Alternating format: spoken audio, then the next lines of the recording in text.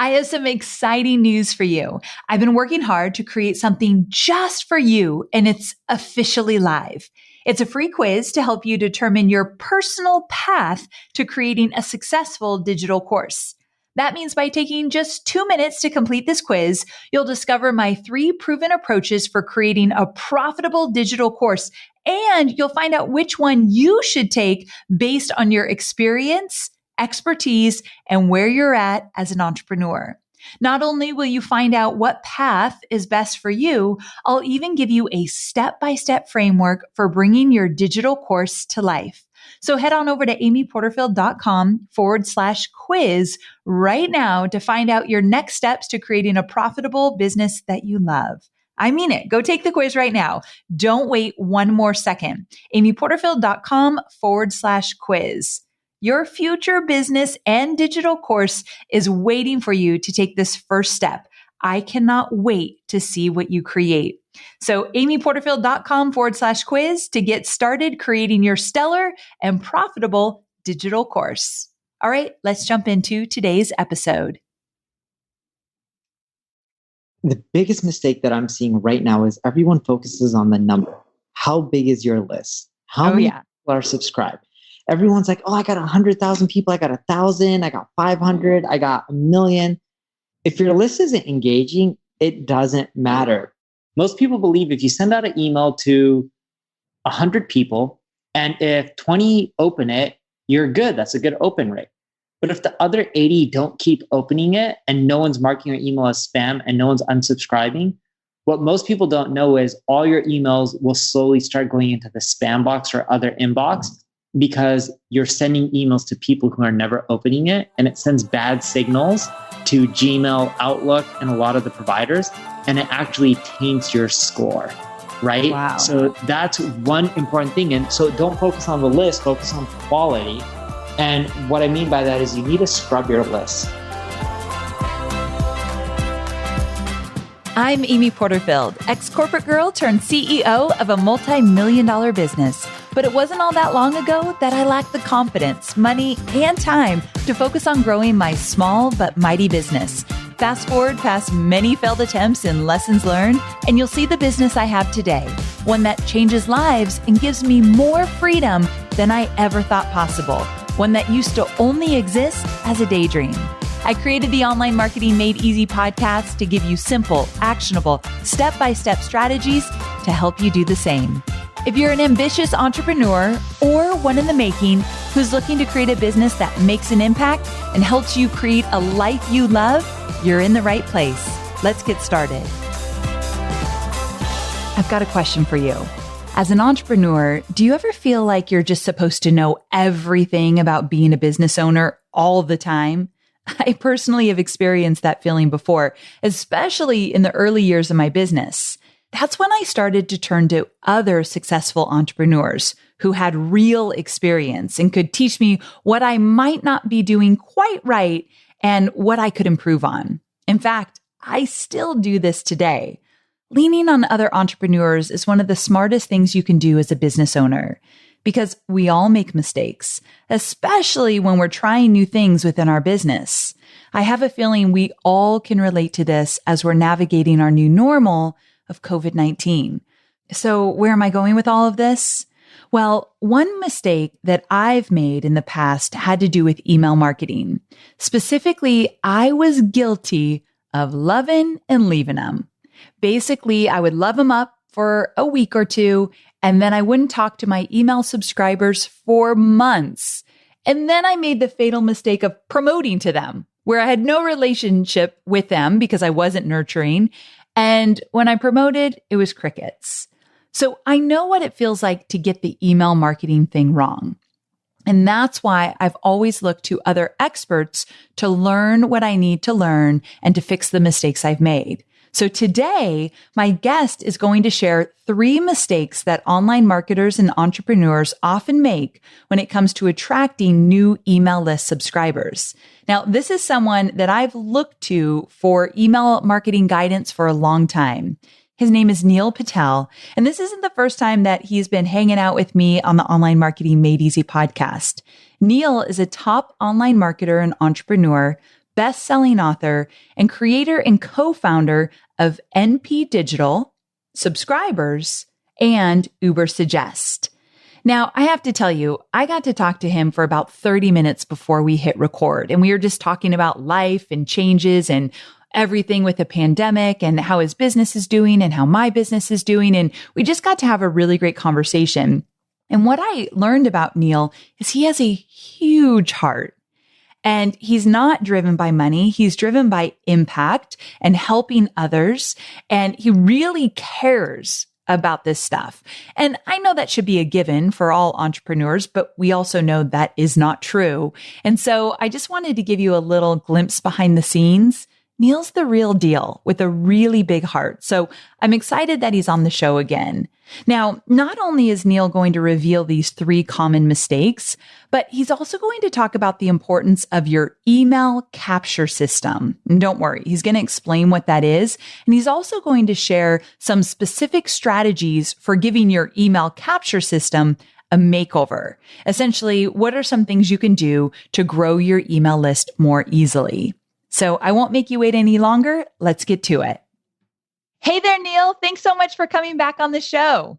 Thanks for having me.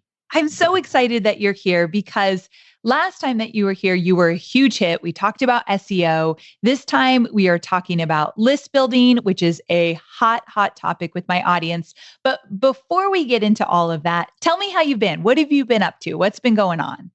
I've been good. We've been just relaxing because of coronavirus. There's not much you can end up doing. And other than that, I've been working a lot on Uber Suggest, which is my SEO app. That's been fun. Today, funny enough, as we're recording this, I released a free Chrome extension. And so that's been fun. But yeah, not much. Same old stuff. You've been up to a lot. I recently did a podcast episode where I suggested some SEO strategies and I told everybody to go check out Uber Suggest. It's a great tool. Thank you very much. I appreciate it. Yeah, really cool. I'll make sure that people know all about it. Okay, so we are going to talk about these 3 common mistakes online marketers and entrepreneurs make when it comes to growing their email list. And you know a lot about what works and what doesn't work when it comes to email marketing. And a lot of my listeners, I'll tell you where they're at right now. Either 1, they do not have an email list and they know they need to get one going, but there's all these kind of mental blocks to do so. Or number 2, they have an email list, but they've got like 100 people on their list and they're just really struggling to get it up and running. Or 3, they have an email list, but they're not really engaging with that email list. It's kind of dead in the water. And so they know they need to do something about that. So those who really are struggling with their email list usually are in one of those 3 camps. So with that, will you just go ahead, jump into it and share with us these 3 mistakes that you see happen often with people growing their email list? The biggest mistake that I'm seeing right now is everyone focuses on the number. How big is your list? How many people are subscribed? Everyone's like, oh, I got 100,000 people. I got 1,000. I got 500. I got 1,000,000. If your list isn't engaging, it doesn't matter. And the unique thing about me is we work with a lot of the platforms because we have an ad agency. So I get to see how engineers build these platforms. And I speak at conferences like where message systems. Have you heard of message systems? They're now called Spark Post, I think is what it's called. No. They send out the majority of the emails for marketing. So from like Visa, Uber, Pinterest, LinkedIn, Facebook, etc. Right? They pretty much have all the big brands. So I learned a lot on how these platforms work from an engineering and a code standpoint. And the biggest thing that I've learned is if you don't scrub your list, your engagement is going to go down. And here's what I mean by this. Most people believe if you send out an email to 100 people, and if 20 open it, you're good. That's a good open rate. But if the other 80 don't keep opening it and no one's marking your email as spam and no one's unsubscribing, what most people don't know is all your emails will slowly start going into the spam box or other inbox because you're sending emails to people who are never opening it. And it sends bad signals to Gmail, Outlook, and a lot of the providers. And it actually taints your score. Right? Wow. So that's one important thing. And so don't focus on the list, focus on quality. And what I mean by that is you need to scrub your list. So if you scrub your list, if someone doesn't open up an email from you within 2 months, that's assuming you send at least one email a week. So if you send 8 emails and someone doesn't open up any, you should remove them from your list. A lot of people like doing re-engagement campaigns. I just say scrub them, move on. They're not interested. Don't worry about it. Go on to the next person. So that's the first thing you really have to be aware of, because if you're starting off, great, no worries. You have a fresh ground to start with. If you haven't sent out emails in a long time and your list isn't engaging and you're going to send out an email, but most people won't open it up, you need to quickly remove those people off your list that aren't engaging, because it's just going to create problems for you in the future. Okay, that makes sense. Definitely. Okay. And then the second thing is it's about how can you grow your list? Because most people realistically, they don't have millions of visitors or even thousands of visitors a month coming to their site. And they're like, I need to build a list. I don't have tons of money to spend on ads. What do I do? So here's one thing that we found that works super well. All right. I want you to go and I want you to go and respond to comments on blogs and Facebook groups and threads and social sites. And when you respond by helping. So if you teach how to create an online course, and let's say there's Kajabi, and Kajabi has all these comments on their blog posts and people engaging, I would start talking about how people can do things better. Because in the blog post, people have questions. And most of the people who run these blogs don't answer the questions. So if you go in there and you answer them, and then you point them to resources on your website where they can get more information. And if those resources are ebooks or landing pages where they put in their information, or even if it's a blog post and you have an exit pop-up where you collect their name and email, you'll find that your list is growing from the right audience, right? Because it's not about the number. It's about having the right people on your list who are going to convert, who are truly interested in whatever you have to offer. So that's the second thing. I love it. And then the third thing, and this is a really simple one.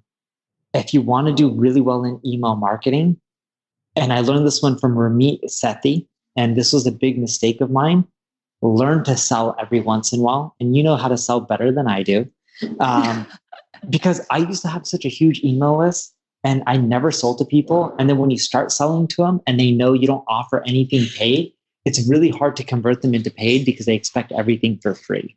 Oh, yeah. Really great point. So you're saying that, of course, you want to give away a lot of great stuff for free, but you've got to put out some offers in there or you're going to just train your audience to think it's always free all the time. Exactly. And I think if you do those 3 things, your list will stay clean. You're going to grow your list because you're responding to people on social sites and other blogs that are interested in your topics, and you're helping them out, and then you're sending them to your website. And then the last one is you need to start selling. And people, when they have lists of like 100 or 200 or 1,000, they're like, oh, my list is small. I shouldn't start selling. Why can't you sell when you're small? Because even if you get 1 or 2 sales, it adds up. And then you can use that money for ads and other things to grow your list even more. So true. I'm so glad you brought this one up. I think a lot of my listeners are very hesitant to put out their offers online. They don't want to be salesy or sleazy or too pushy or aggressive. But at the same time, I always remind them that if they do give it away for free for so long and never put anything out there, it's really hard for your audience to see you as the expert, the go-to source, the person that they go to, if they're not getting that concrete data that you put into your digital courses or you offer in your coaching services. Like, you need to extend it beyond just the free stuff. So I'm really glad that you brought this one up. I do want to ask you about something I've heard you talk about a lot before, and that is this idea that one of the challenges list builders face is that the sign-up process is boring or problematic. Can you talk a little bit about that? Yeah, so you're saying the sign-up process for the list, right? Yeah. So I've done a lot of tests on different ways to get people to sign up. So you have a newsletter opt-in, right? Just like /newsletter, like join my newsletter. Then you have a free ebook giveaway. Then you have journeys. Groove HQ does a good example of this. Like, follow our journey to $100,000 a month in revenue. We're learning a lot, and so will you. I tried doing something similar back in the day, from oh shit to oh crap. Sorry for my. Oh, I remember this one. Yeah. That was good. Follow my journey to 100,000 monthly visitors. I'm learning a lot, and so will you. And journeys convert really well. The other thing that I found that works better than anything is a free tool. And if you don't have the money to create a tool, don't worry. Go to codecanyon.net. You can find a lot of tools like calculators and stuff, and ask people to put in their email to use it, and you'll get them to put in their email, because tools just naturally get a lot of traffic and they're easy to get popular. And Code Canyon, you can buy them for like $10, $20, literally. Wow, that's a cool, I never even heard of that resource. So from all the stuff that we've tested, journeys convert really well. Tools convert the best, but number 2 would be journeys. And then it goes to ebooks, and then it goes to just a general newsletter opt-in. Content upgrades used to do really well. Like when someone used to read your blog post and you say, hey, to get more, put in like to download the cheat sheet. Like let's say if you had a blog post called 10 ways to do yoga, and then you put it towards the top, hey, there's a cheat sheet, and they can end up downloading the cheat sheet on the 10 ways and putting in the email. That used to convert really well, not as much anymore. But what does convert, and this is another tactic and it converts extremely well, take a percentage of your content and block it off. Like I may do a blog post on like my 11 secrets to ranking number 1 on Google, and not releasing it unless you put in your email. So you have to put in your email first to read it. That converts really well. A site called backlinko.com does that a lot, and it converts extremely well. Oh my gosh. I love when you give all these great links, guys. We'll put them in the show notes because these are some resources I've never even heard of that sound really good. So we'll make sure to get those into the hands of the people that need it most. Now, tell me this. So wait, let's go back really fast to this idea of a journey. I've never done anything like that before for a lead magnet. And I want who's ever listening, who's thinking that could be really cool, to understand kind of how to make it work. So I remember seeing this on your website where you took people through the journey that you mentioned earlier. But what does that look like once they opt in? Here's a cool part. Let's give a live example. What are you most known for? I'm most known for teaching people how to create digital courses. All right. And you do a great job with that. So in your blog and in your podcast, you give tidbits of information and tactics that teach you how to create a course, right? You also have a course that teaches you how to do it from nuts and bolts, but you also put out information and content online that teaches this, correct? Yes. Different tactics. So you can have a journey saying from aha to oh shit, and you probably don't want to use the word oh shit. I got that feedback quite a bit. And again, I apologize for using that word multiple times on this podcast. It's all good. And you can talk about, follow my journey on creating a course and, being free, like not having a job or whatever it may be, or follow my course, on creating a brand new course in a brand new space that I'm not known for, and I'll show you the results, right? Because a lot of people would want to follow that. And instead of creating a drip sequence after, you don't have to do anything. You can just share your content, like your blog posts that teach you how to collect more emails. So that way, when you have a course, you can promote it, or teach you how to get more SEO traffic. Or you can talk about one lesson on how you create a course in a random niche just to show people that anyone can do it and have them follow you along. And that kind of content does extremely well. I remember with my older blog, ClickSprout, I did a whole concept on how anyone can generate $100,000 a month from blogging. And I didn't charge for this. I said, I'm going to do a 100K challenge that I can make a business that makes $100,000 a month without paid ads, without putting more than 5 figures into it. And I can get there within 12 months. And my audience picked me to create a business on nutrition and create a nutrition blog. And I don't know anything really about nutrition. So I didn't use my face, and we went and created it from scratch. And eventually we did well, and we hit the mark in less than 12 months selling supplements. Wow. Okay. That's cool. That was just, it did so well. It's still one of my most popular pieces to date. And I still get literally like 3-4 emails a week on that, even though that was done years and years ago. You're talking about like 4 or 5 years ago. So if people opt in to want to follow you on your journey, then are they getting an email a week with a new like piece of content, and where does that content live? Is it a blog, but then everyone could get it? So why are they opting in? You see what I mean about like, what does it look like on the back end of the content delivery to follow your journey? Nothing. See, and that's the problem with emails. I think most people overthink it and they're like, what do I have to give them? See, if your journey is your journey and you achieving a goal and you're learning a lot and you're sharing your lessons, whether you're sharing it through a blog post or a YouTube video or a Facebook post or a podcast episode, it doesn't matter. Once a week or once every 2 weeks or multiple times a week, whenever you release an update, you can share it with them. It's your journey. You're sharing as you're learning more. You may not have an update in a month. Ideally, you should have one at least once a week, but you just share whatever you have and wherever you post your content. Got it. But they're opting in to say, so they're joining your list saying, yeah, I want to be on this journey. And they might get some emails from you about it, but you're also posting about it, whether it be on social or your blog or your podcast or whatever that might be. Yeah, but if I post on it on Facebook, like an update, I can send people an email saying, hey, I just posted about my journey. Check it out here. Cool. Okay. That's what I wanted to make sure that we were on the same page. Yeah. So you can remind them, hey, it's out there. It could be out there for free for everyone, but they're saying, hey, I really want to know. So don't let me miss anything. Yeah, exactly. So, okay. And that's what works because everyone would just want to follow along and learn what you're learning.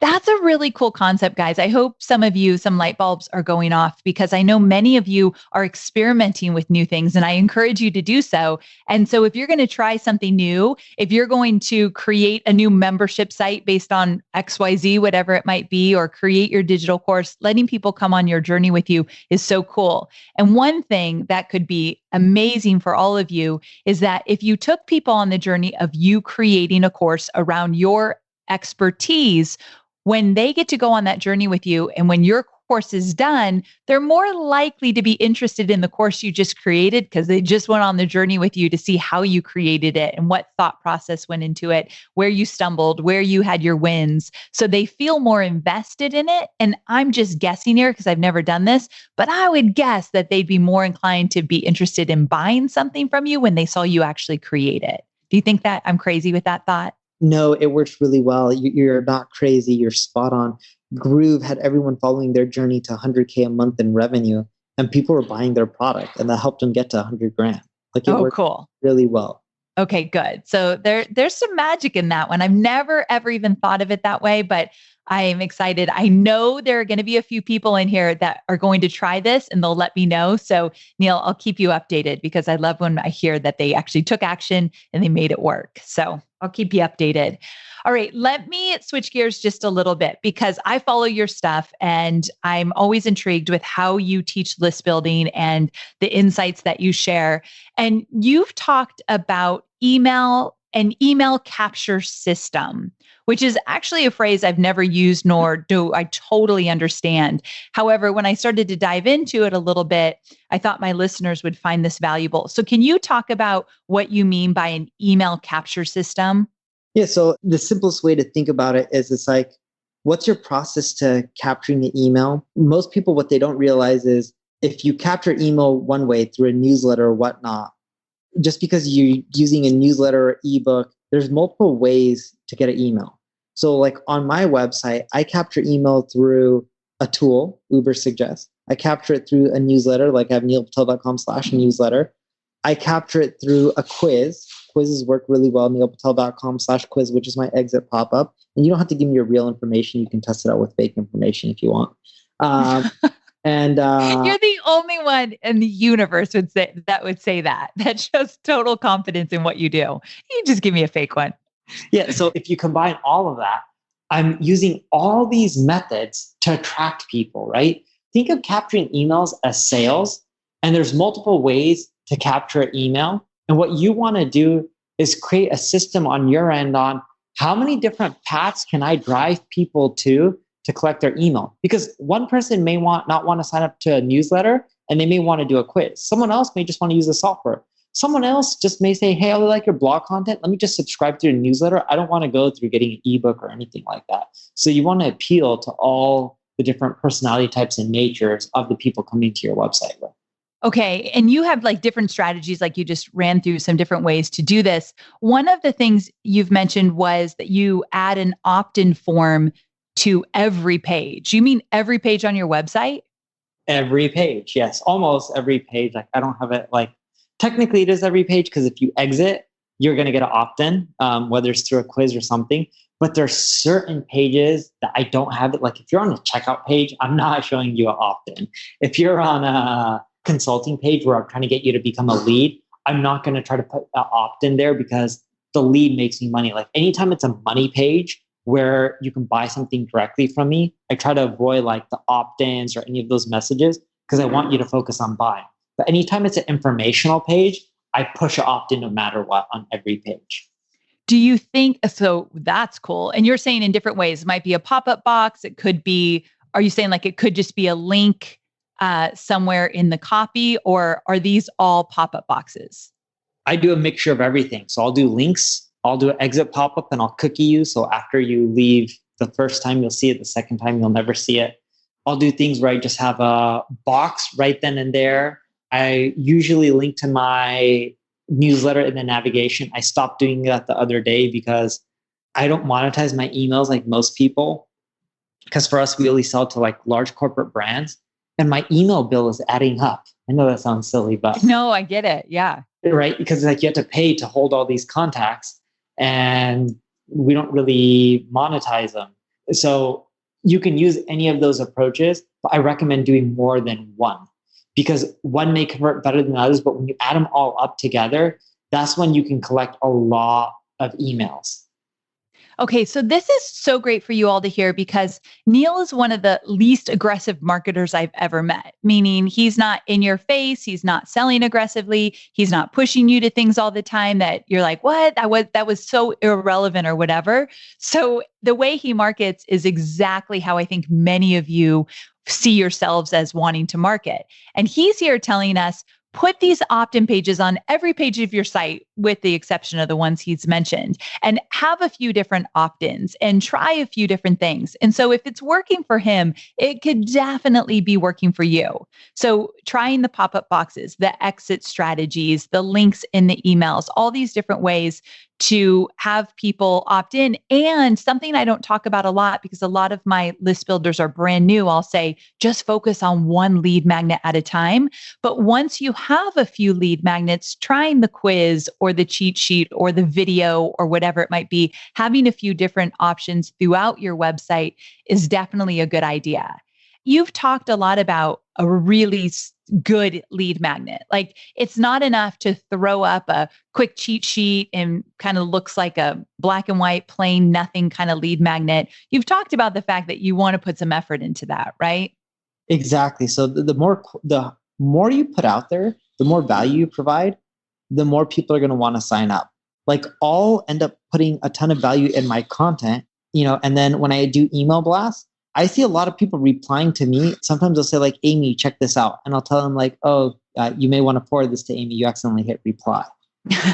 I love that. I put a lot of value into it. And it's the same goes with your opt-in. So think about your whole communication flow with the user, whether it's you send a blog post or a social post. If I'm giving an ebook or I'm giving a cheat sheet, if I don't feel that someone's going to be like, wow, this is amazing, I'm so lucky to have got this for my email, then I think I'm doing something wrong. I want them to feel that they got the better end of the deal by giving me their email address. Okay, that's really cool for sure. Why do you think, this is kind of a big sweeping question, but why do you think a lot of people do struggle with growing their email list and might sit with 100 people on their email list that aren't really engaged? Why do you think that is it's very normal with those of my students who are just getting started? It's almost like so many people have list shame. Like I'll say, okay, so you need to email your list XYZ. And they're like, oh, I don't have a list. Like we've been talking about growing your list for forever. What do you think stops people from really putting the effort here? The biggest thing is people feel it's overwhelming that they do too many things. And what I always tell people is when you're building a list, just do one thing. If you want to create a basic template that just says, put in your email to subscribe to my newsletter, remember almost all these email software providers will provide you a landing page to collect the email or a pop-up or any code. It's okay if it's ugly, it's not perfect, doesn't provide the most value at the beginning. Over time, you can continually improve and get that better. I totally agree with you. Just getting started, just get something up, and then you can improve and take the suggestions specifically that you learn here to make it even better. But guys, we just got to get started. I promise if you just take that leap, it will get easier as you go, and you'll get excited about new opportunities like you've heard here. So Neil, I can't thank you enough. You are definitely the expert of all experts when it comes to growing a list that is not only engaged, but definitely lucrative. So thank you so very much for taking the time. Where can my listeners go to learn more from you? neilpatel.com. Perfect and easy. Thanks again. And I can't wait to have you back. Thank you. So there you have it. Isn't he just a cool guy with such solid advice?